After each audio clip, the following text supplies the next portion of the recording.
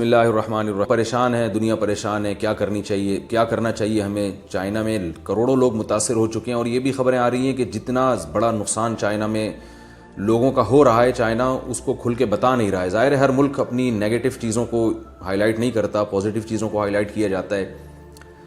کئی شہر اس کی لپیٹ میں آ گئے ہیں اس وائرس کی، اور کئی لوگوں کی اموات ہو چکی ہیں، اور اس بات کا خطرہ ہے کہ مزید لاکھوں لوگ موت کا شکار ہو سکتے ہیں۔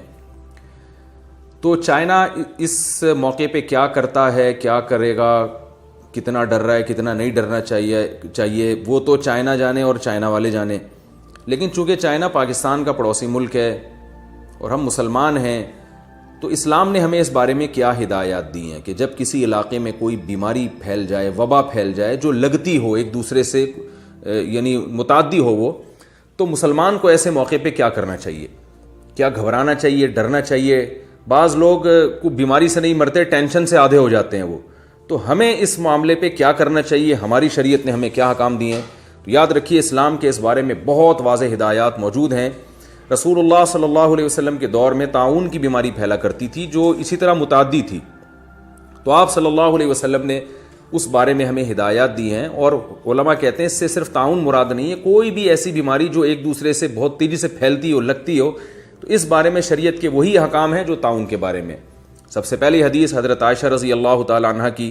حضرت عائشہ رضی اللہ تعالی عنہ فرماتی ہیں کہ رسول اللہ صلی اللہ علیہ وسلم نے فرمایا، عذاب یبعثہ اللہ علی من یشاء وان اللہ جعلہ رحمۃ للمؤمنین لیس من احد یقع الطاعون فیمکث فی بلدہ صابرا محتسبا یعلم انہ لا یصیبہ الا ما کتب اللہ لہ الا کان لہ مثل اجر الشہید۔ صحیح بخاری کی حدیث ہے، رقم 5402۔ تو اس حدیث میں رسول اللہ صلی اللہ علیہ وسلم نے فرمایا کہ اصل میں یہ ایک عذاب ہے جو اللہ تعالیٰ جس قوم پہ چاہتے ہیں مسلط کر دیتے ہیں، اور یہ جو وبائیں اور عذاب پھوٹتے ہیں ان کی ایک سائنٹیفک وجہ ہوتی ہے، جو وجہ آپ کو سائنسدان بتائیں گے، ڈاکٹر بتائیں گے، جیسے کہ مختلف ریسرچ سامنے آ رہی ہیں۔ کوئی کہہ رہا ہے وہ چائنیز چمگادڑ کھاتے ہیں اس لیے ہوا، کوئی کہہ رہے چوہے کھاتے ہیں۔ ہمیں اس سے غرض نہیں ہے کہ چمگادڑ کھانے سے ہوا ہو یا کتے بلی کھانے سے یا چوہے کھانے سے ہوا ہو۔ تو یہ جو ہے کہ وہ کس ایک سائنٹیفک وجہ ہے کہ وہ، جیسے میں نے عرض کیا کہ چمگادڑ کھانے سے ہے یا کچھ اور کھانے سے، یہ تو ایک میڈیکلی ایک وجہ ہو سکتی ہے۔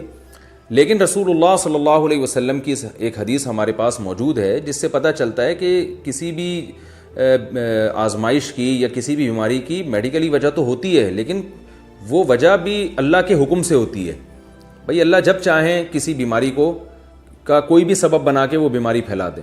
تو ایسی بیماریاں جن کا پہلے وجود نہیں ملتا، نبی صلی اللہ علیہ وسلم نے فرمایا کہ لم تظہر الفاحشۃ فی قوم قط حتی یعلنوا بها الا فشا فیہم الطاعون والاوجاع التي لم تکن مضت فی اسلافہم الذین مضوا۔ ابن ماجہ کی روایت، حدیث نمبر 4019۔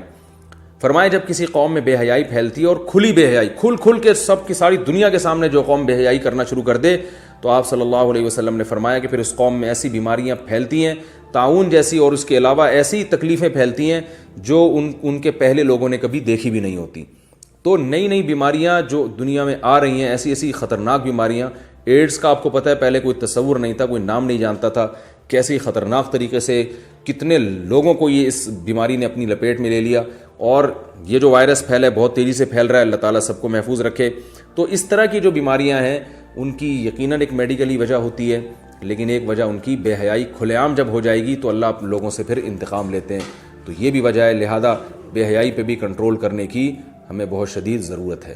تو وہ کیا کرنا چاہیے ان کو اس موقع پہ؟ وہ تو ان کی گورنمنٹ کر رہی ہے، ہمیں کیا کرنے کا حکم ہے؟ تو پہلی بات یہ کہ ہمیں سب سے پہلے رسول اللہ صلی اللہ علیہ وسلم نے تسلی دی ہے، ہمیں ٹینشن نہیں لینی ہے۔ وہ تسلی کیسے دی ہے؟ جو میں نے حدیث آپ کے سامنے صحیح بخاری کی پڑھی، آپ صلی اللہ علیہ وسلم نے فرمایا اصل میں تو یہ عذاب ہے، اللہ جس پہ چاہے مسلط کرتا ہے، لیکن کہ اللہ نے اس کو رحمت للمؤمنین، مومنین کے لیے رحمت بنا دی ہے۔ رسول اللہ صلی اللہ علیہ وسلم نے ارشاد فرمایا کہ مسلمان کو جو اللہ پر ایمان رکھتا ہے اس کو ایک کانٹا بھی اگر چبھتا ہے تو اس کے بدلے میں بھی اس کا گناہ معاف ہوتا ہے۔ ایسی کوئی وبا اگر پھیلتی ہے تو یہ وہ لوگ جو صبر کرنے والے ہیں، اللہ کی تقدیر پر راضی رہنے والے ہیں، ان کے لیے پھر یہ عذاب نہیں ہے، بلکہ ان کے لیے اللہ کی رحمت ہے جو ان کے گناہوں کا سے گناہوں سے معافی کا ذریعہ بنے گی۔ اور اس میں ملے گا کیا؟ فرمایا لیس من احد یقع الطاعون فیمکث فی بلدہ صابرا محتسبا، جو بھی مسلمان ہو اس کے علاقے میں، اس کے شہر میں اگر ایسی کوئی وبا پھیل جائے اور وہ اس علاقے سے بھاگے نہیں، بلکہ اللہ سے صبر کی امید، یعنی اللہ سے ثواب کی امید کرتے ہوئے صبر کر کے اپنے اسی شہر میں قرار پکڑے، وہ وہاں سے فرار ہونے کی کوشش نہ کرے، تو آپ صلی اللہ علیہ وسلم نے فرمایا، اور اس کی نیت یہ ہو کہ بھئی جو بیماری مقدر میں ہے وہ ہو کے رہے گی، تو آپ صلی اللہ علیہ وسلم نے فرمایا کان لہ مثل اجر الشہید، اس کو شہادت کا اجر ملے گا۔ اس حدیث کی تشریح میں علماء کی دو رائے ہیں۔ بعض علماء کا کہنا ہے کہ اگر یہ اس وبا میں مر گیا تو شہید ہو جائے گا، یعنی شہادت کا اجر ملے گا، لیکن بعض علماء کہتے ہیں کہ حدیث میں ایسے الفاظ نہیں ہے کہ اس میں مر جائے تو شہید ہے، بلکہ اس میں اگر وہ وبا اس کو نہ لگی اور وہ زندہ رہا تو بھی اس کو شہادت کا اجر ملے گا، اس لیے کہ اس نے اپنے آپ کو تقدیر پر وہ راضی ہو گیا اور اللہ اس کے رسول صلی اللہ علیہ وسلم کے حکم پر وہ راضی ہو گیا۔ تو پہلا حکم ہمیں جب بھی کسی علاقے میں وبا پھیلتی ہے تو شریعت کا پہلا حکم یہ ہے کہ آپ کو اس علاقے سے بھاگنے کی قطعاً اجازت نہیں ہے، یہ شریعت کا پہلا حکم ہے جو وبا کے بارے میں۔ دوسرا حکم اس حدیث سے ہمیں پتہ چلا کہ اگر آپ اسی علاقے میں رہتے ہیں تو اگر اس وبا سے مر گئے تو بہرحال شہید ہیں، اگر آپ کی موت واقع نہیں بھی ہوتی تو بھی اللہ آپ کو شہادت کا اور شہیدوں کا اجر عطا فرمائے گا، تو یہ بہت بڑی نعمت ہے۔ اور تیسری بات ہمیں یہ پتہ چلی کہ بہرحال یہ مسلمان کے لیے عذاب نہیں ہے، اعمال صالحہ کرنے والوں کے لیے یا ان لوگوں کے لیے جو اسے اللہ کی رحمت سمجھتے ہیں اور تقدیر پر راضی ہوتے ہیں، ان کے لیے یہ اللہ کی طرف سے بہت بڑی رحمت ہے۔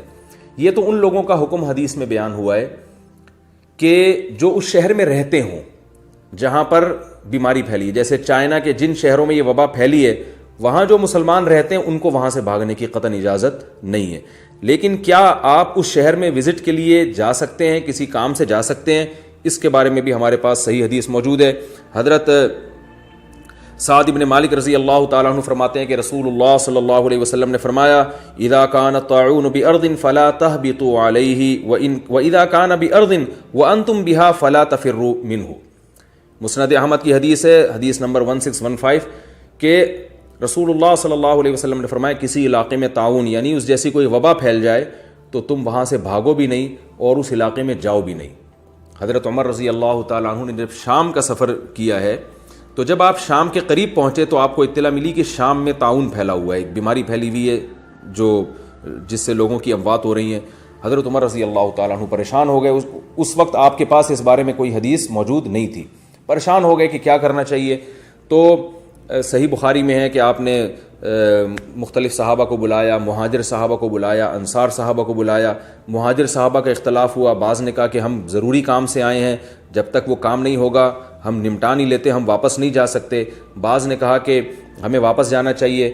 پھر آپ نے انصار صحابہ کو بلایا، ان کا بھی اس میں بڑا اختلاف ہوا۔ پھر آپ نے کہا کہ جو قریش کے بڑے بڑے سردار ہیں جنہوں نے مکہ سے مدینہ ہجرت کی تھی ان کو بلایا جائے، تو تقریباً تمام لوگ آ گئے سوائے کہا جاتا ہے کہ 2 اشخاص کے، تو سبھی آ گئے۔ تو حضرت عمر نے ان سے مشورہ کیا تو انہوں نے فرمایا کہ دیکھیں آپ کے ساتھ بڑے بڑے صحابہ کرام ہیں، آپ ان کو آزمائش میں نہ ڈالیں، ان کی اگر موت واقع ہو گئی تو یہ اسلام کا بہت بڑا نقصان ہے، لہذا ہمیں چاہیے کہ ہم رسک نہ لیں اور ہم یہاں سے واپس چلے جائیں۔ حضرت عمر رضی اللہ تعالیٰ عنہ نے ارادہ کیا کہ میں یہاں سے واپس جاتا ہوں، ان کا مشورہ مانتا ہوں میں۔ اتنے میں حضرت ابو عبیدہ ابن جراح رضی اللہ تعالیٰ عنہ آئے، انہوں نے فرمایا کہ ان کی رائے یہ تھی کہ ہمیں شام جانا چاہیے، ہم جس کام سے آئے ہیں اس کام کو نمٹا کے ہمیں واپس جانا چاہیے، وبا پھیلی ہے تو کیا ہوا، تقدیر پر راضی رہتے ہیں۔ تو ابو عبیدہ ابن جراح رضی اللہ عنہ نے فرمایا کہ یہ امیر المومنین افرارا من قدر اللہ، آپ اللہ کی تقدیر سے بھاگ رہے ہیں، بھئی اگر اللہ نے موت مقدر میں لکھی ہوئی ہے تو مر جائیں گے ہم، اور اگر زندگی لکھی ہوئی ہے تو زندہ رہ جائیں گے، یہ تو جو کام ہے وہ تو نمٹائے نا، آپ تو اللہ کی تقدیر سے بھاگ کے جا رہے ہیں۔ حضرت عمر نے ابو عبیدہ ابن جراح سے بڑے تعجب سے فرمایا کہ تم جیسا سمجھدار آدمی ایسی بات کر رہا ہے، یعنی تم غلط بات کہہ رہے ہو، ایسے کیسے ہو سکتا ہے؟ فرمایا کہ نفر من فرار اللہ نفر من قدر اللہ الی قدر اللہ، ہم اللہ کی تقدیر سے بھاگ کر اللہ کی تقدیر ہی کی طرف جا رہے ہیں۔ اگر ہمارا واپس جانا بھی تو تقدیر میں ہی لکھا ہوا ہے، تو اسباب اختیار کرنا اس کا تو شریعت نے ہمیں حکم دیا ہے، تو یہ اپنے آپ کو ہلاکت میں ڈالنا یہ کوئی تقدیر پر راضی ہونے کی علامت نہیں ہے۔ بلکہ ہم ہلاکت سے بچنے کے تمام اسباب اختیار کریں گے. ان میں ایک یہ بھی ہے کہ بلا وجہ اپنے آپ کو ایسی جگہ پہ لے کے جانا جہاں ہلاکت کا امکان ہو. یہ اللہ کی تقدیر کے منافی نہیں ہے، بلکہ تقدیر میں اسباب بھی لکھے ہوئے ہوتے ہیں. تو لہذا ہم اللہ کی اگر ہم بھاگ رہے ہیں نا تو اللہ کی تقدیر ہی کی طرف بھاگ رہے ہیں. ہماری تقدیر میں واپس لوٹنا لکھا ہے، تبھی تو ہم جا رہے ہیں. تو اتنے میں ایک صحابی آئے اور انہوں نے عرض کیا کہ عبد الرحمن ابن عوف رضی اللہ تعالیٰ عنہ آئے. وہ کسی کام سے گئے ہوئے تھے تو انہوں نے فرمایا کہ میں نے رسول اللہ صلی اللہ علیہ وسلم سے ایک حدیث سنی ہے. فرمایا کہ میرے پاس اس بارے میں علم موجود ہے کہ میں نے نبی صلی اللہ علیہ وسلم سے حدیث سنی ہے، اذا سمعتم به بارض فلا تقدموا علیہ، کہ جب تم کسی زمین میں یہ سن لو کہ ایسی وبا پھیل گئی ہے تو وہاں مت جاؤ. وَإِذَا وَقَعَ بِأَرْضٍ وَأَنْتُمْ بِهَا فَلَا تَخْرُجُوا فِرَارًا مِّنْهُ، اور اگر تمہیں پتہ چل جائے کہ تمہارے ہی علاقے میں وبا پھیل چکی ہے تو پھر وہاں سے فرار بھی اختیار مت کرو. تو اس سے ہمیں پتہ چلتا ہے کہ نہ اس علاقے میں جانا جائز ہے اور نہ وہاں سے فرار ہونا جائز ہے. ایک اشکال ہو سکتا ہے کہ جب اسباب کا اختیار کرنا تقدیر میں داخل ہے اور ہمیں حکم ہے کہ ہم موت سے بچنے کے اسباب اختیار کریں، تو جو لوگ اس علاقے میں پہلے سے رہ رہے ہیں تو ان کو بھاگنے کی اجازت کیوں نہیں ہے؟ یہ ایک اشکال ہو سکتا ہے. اس اشکال کے دو جواب ہیں. ایک جواب تو یہ ہے کہ اسلام میں اسباب میں اعتدال کا حکم ہے. اعتدال کا تقاضا یہ ہے، یعنی غلو کی اجازت نہیں ہے. دیکھیے آپ کی دکان سونے کی ہے، آپ ایک گارڈ رکھ لیں یا 2 گارڈ رکھ لیں یا 3 گارڈ رکھ لیں تو سمجھ میں آتا ہے، لیکن آپ نے اتنے سارے گارڈ وہاں لا کے رکھ لیے کہ اتنے کی دکان نہیں ہے جتنی قیمت آپ کو گارڈ کو حفاظت کے لیے دینی پڑ رہی ہے. تو یہ غلو ہے اسباب میں. تو رسول اللہ صلی اللہ علیہ وسلم نے حکم دیا اجملوا فی الطلب، ہر چیز کو طلب کرنے میں اعتدال سے کام لو. تو اپنے آپ کو آزمائش میں ڈالنا اس کی اجازت نہیں ہے. خام خواہ آپ ایسے علاقے میں جائیں جہاں بیماری پھیلی ہوئی ہے، یہ غلو ہے. لیکن اس علاقے سے بھاگنے کی بھی اجازت آپ کو نہیں ہے، اس لیے کہ جب اس علاقے میں پھیل گئی ہے تو جیسے دوسرے لوگ ہیں، آپ اگر چھوڑ کے بھاگ جائیں گے ان بیچاروں کی تیمارداری کون کرے گا؟ ہر آدمی بھاگ نہیں سکتا. مالدار لوگ بھاگ جائیں گے، غریب رہ جائیں گے، یا جو مریضوں کی تیمارداری کرنے والے لوگ ہیں وہ بھی بھاگ جائیں گے، مریض اکیلے رہ جائیں گے. تو ایسے غم کے موقع پہ اپنے قوم کا ساتھ چھوڑ دینا یہ غیر اخلاقی اور غیر شائستہ حرکت ہے. تو ایک وجہ تو یہ ہو سکتی ہے کہ جس وجہ سے شریعت نے منع کیا، اور دوسری وجہ جو آج جس کو میڈیکل سائنس نے ثابت کیا ہے، وہ 1400 سال پہلے رسول اللہ صلی اللہ علیہ وسلم نے ہمیں حکم دیا کہ ایسے علاقے سے مت جاؤ. تو آج میڈیکلی بھی یہ ثابت ہو چکا ہے کہ بعض دفعہ جب کسی علاقے میں وبا پھیلتی ہے تو ایک آدمی اپنے آپ کو سمجھتا ہے کہ مجھ میں وہ جراثیم نہیں ہے، حالانکہ اس میں ہوتے ہیں. جب وہ اس علاقے سے بھاگ کے دوسرے علاقے میں جائے گا تو وہاں بھی یہ وبا پھیلا دے گا. تو عین ممکن ہے رسول اللہ صلی اللہ علیہ وسلم نے اس وجہ سے منع کیا ہو. تو ہمیں وجہ نہیں بیان کی گئی، لیکن آپ صلی اللہ علیہ وسلم کا حکم کی جو بھی وجہ ہو، ہمیں وہ ہماری سراخوں پر ہمیں اس کو فالو کرنے کا حکم ہے، تو ہم اس کو فالو کریں گے. تو ہمیں حکم دے دیا گیا صاف لفظوں میں کہ نہ اس علاقے میں آپ کو جانے کی اجازت ہے اور نہ وہاں سے آپ کو بھاگنے کی اجازت ہے. تو اسی پر قیاس کر کے یہ بھی کہا جا سکتا ہے کہ جن بچوں کو ایسی بیماریاں پھیلتی ہیں گھروں کے اندر، چکن پاکس ہے، خسرہ نکلا ہوا ہے، تو آپ ان گھروں میں جانے سے احتیاط کریں، اپنے بچوں کو نہ بھیجیں. لیکن جو مالک جو گھر میں رہنے والے لوگ ہیں ان کے لیے بھی مناسب نہیں ہے کہ اپنے بچوں کو خسرہ اور چکن پاکس نکلا ہے تو آپ ان کو اسی حال میں چھوڑ کے گھر سے بھاگ جائیں، یہ بھی ٹھیک نہیں ہے. تو جو وہاں کے رہنے والے ہیں وہ رہتے رہیں، لیکن باہر والے لوگ وہاں جانے سے احتیاط برتیں. اور رسول اللہ صلی اللہ علیہ وسلم نے طاعون کے بارے میں خاص طور پر فرمایا لا تفنی امتی الا بالطعن والطاعون.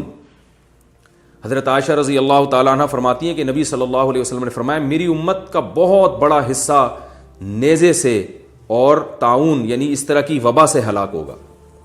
نیزے کا مطلب تو واضح ہے، یعنی جنگوں میں، جہاد میں امت بہت کثرت سے شہید ہوگی کیونکہ یہ امت قربانیاں بہت دے گی. اور دوسری وجہ آپ نے فرمائی وباؤں سے. تو آپ صلی اللہ علیہ وسلم نے پھر فرمایا کہ المقیم بہا کالشہید، جب کوئی ایسی وبا پھیل جائے تو اس میں جو اسی علاقے میں قائم رہے گا صبر کر کے اللہ کی تقدیر پر راضی ہو کے، تو وہ شہید کی طرح ہے. والفار منہا کالفار من الزحف، اور جو اس علاقے سے بھاگ جائے گا تو آپ نے فرمایا وہ ایسے ہے جیسے میدان جنگ میں اپنے ساتھیوں کو چھوڑ کر بھاگنے والا. اور آپ کو بتائیں میدان جنگ میں جب لڑائی ہو رہی ہو تو آپ اپنے ساتھیوں کو یار و مددگار چھوڑ کر اگر بھاگ جاتے ہیں تو قرآن نے اس پہ کتنی شدید وعید بیان کی ہے. وَمَن يُوَلِّهِمْ يَوْمَئِذٍ دُبُرَهُ إِلَّا مُتَحَرِّفًا لِقِتَالٍ أَوْ مُتَحَيِّزًا إِلَىٰ فِئَةٍ فَقَدْ بَاءَ بِغَضَبٍ مِّنَ اللَّهِ، کہ جو میدان جنگ میں اپنے ساتھیوں کو چھوڑ کے بھاگ جائے گا اللہ فرماتے وہ اللہ کے غضب کو لے کے لوٹے گا. تو میدان جنگ سے بھاگنا گناہ کبیرہ ہے۔ آپ صلی اللہ علیہ وسلم نے فرمایا جو کسی ایسے علاقے میں جہاں وبا پھیلی ہو وہاں سے بھاگ جائے گا تو اللہ کے دفتر میں ایسے ہی کاؤنٹ ہوگا جیسے میدان جنگ سے میں اپنے ساتھیوں کو اکیلا چھوڑ کے بھاگ رہا ہے۔ اور آپ صلی اللہ علیہ وسلم نے فرمایا، جابر بن عبداللہ رضی اللہ عنہ کی حدیث ہے، فرمایا الفار من الطاعون کالفار من الزحف والصابر فیہ کالصابر فی الزحف۔ مسند احمد کی روایت ہے، نبی نے فرمایا کہ جو تعاون سے میری یعنی حدیث میں جو مراد ہے نا، علماء کا اجماع ہے کہ صرف تعاون نہیں، کوئی بھی ایسی وبا جو وبائی صورت میں کوئی بیماری پھیل جائے، تو آپ نے فرمایا کہ جس علاقے میں تعاون یعنی کوئی وبا پھیل جائے وہاں سے بھاگنے والا ایسے ہے جیسے میدان جنگ سے بھاگنے والا، اور اس میں ٹھہرنے والا ایسے ہے جیسے میدان جنگ میں ٹھہر جانے والا۔ تو میدان جنگ میں ٹھہرنے والا یا تو شہید بنتا ہے یا غازی بنتا ہے، اور میدان جنگ سے بھاگنے والا اللہ کے غضب کو لے کے لوٹتا ہے۔